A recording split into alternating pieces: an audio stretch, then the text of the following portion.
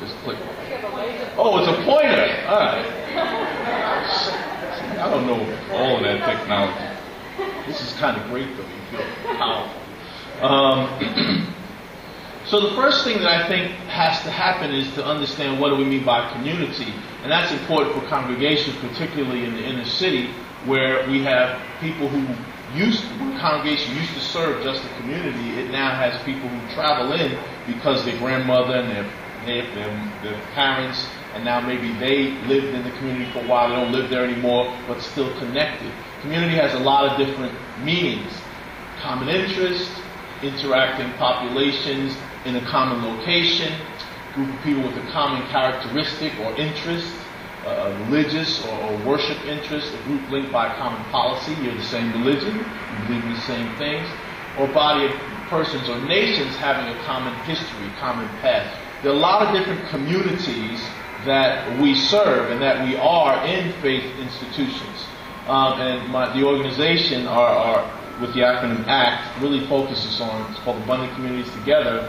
How do we leverage the assets and capabilities of various communities to create newness, to create a new thing?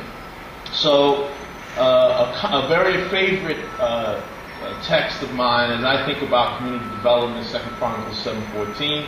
I'm also consider myself a 21st century Nehemiah, so I'm very excited by what Reverend Johnny Ray Youngblood and the East Brooklyn congregations has done and stuff like that. I like that kind of stuff. That's the way I think of myself. And the significance of 2 Chronicles 7:14, and all of you know it, and you know, Old Testament is shared by many faiths. Next slide. Is really that there's a lot of things that have to happen before you get to the healed land. A lot of things that have to happen.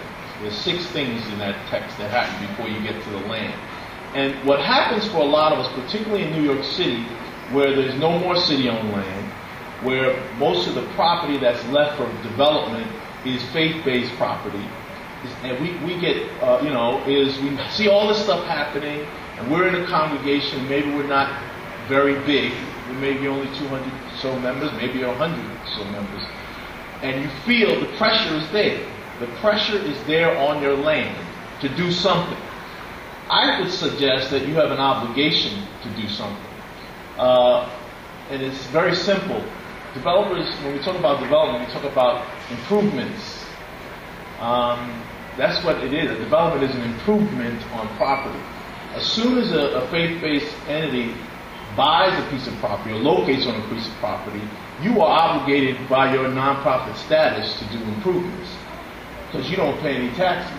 And the government is saying, our laws say that by the nature of the good that you're doing for society, you are exempt from paying property taxes.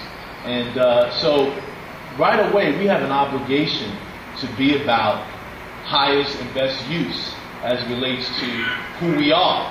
And we need to discern that.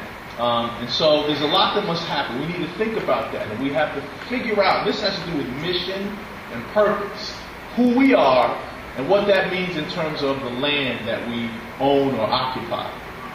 That requires some asset build inventory. You got to know what you have as an organization, as a leader of a faith-based organization.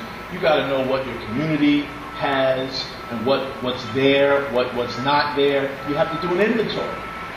And the very next thing you do when you have at least an incomplete or somewhat complete list of inventory is to identify partners. Because partnership really is everything. You can't do it alone. And there were 12 tribes of Israel.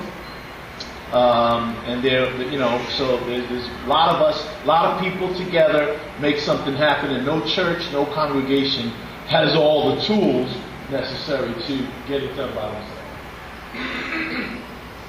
Haven't ridden the subways in a while, so I got to get used to getting my subway breathing back. One of the examples that I'm going to refer to throughout this brief presentation is a community called Newcastle. And I use it for a couple of reasons. Number one, I've had the opportunity to be involved in Newcastle since 2000. It is one of the oldest African American communities on Long Island. It started out by the Hicks family and other Quakers allowing freed slaves to own land.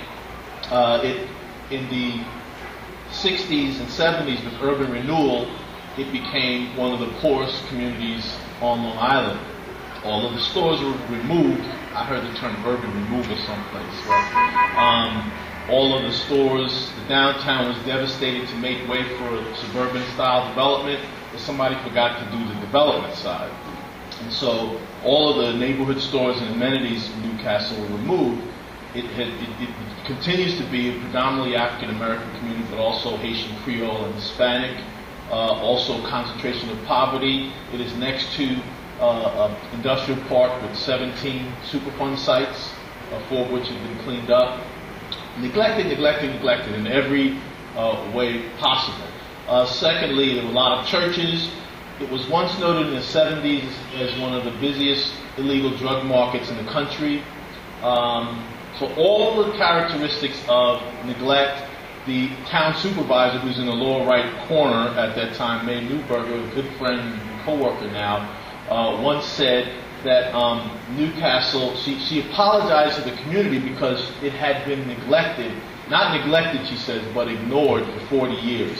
And so we focused as a nonprofit then, as director of Sustainable Long Island, on Newcastle. And my reason for doing that was because nobody else was interested, and I figured it would be easy to start there. So as a nonprofit, we were able to act as a regional intermediary working in the community and work with clergy. Somebody said HCCI started with 16 clergy. Unified Newcastle, the local group, started with 15 clergy plus myself, so it's 16. Formed the community development group and also worked with the intermediaries. But these are all of our partners. You have government, there's Tom Swazi, and the current supervisor, John Kamen, the nonprofit and officials, or Dan Burton from local communities. Very important role of the children. Children were very much involved in the process of developing a vision plan. And then the current Bishop Lionel Harvey, who was a new pastor at the time, now has one of the largest churches on Prospect Avenue, Newcastle, the downtown, and the former supervisor together. Those were our partners. And together, our partners helped us start from zero. Sustainable Long Island had no money to invest in Newcastle. The first dollars that came into this redevelopment actually was the grant from the town.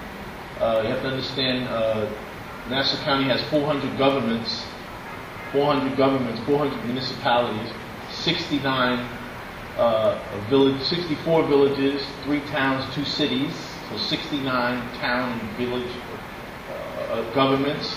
All of them have zoning authority. So you have to deal in an entirely different environment in terms of partnership. The town gave $150,000 in funds. The EPA, working with the town, Sustainable Long Island working with the town, secured $200,000 for a Brownfield Assessment Program grant. And Hillary Clinton and Carolyn McCarthy later on contributed $1 million. There's the check, the big check numbers there, $1.2 million for road revitalization later on. That's what happened later. That's I'm ratcheting forward to what the partners did. But before we got to that, next slide, we had to do some things.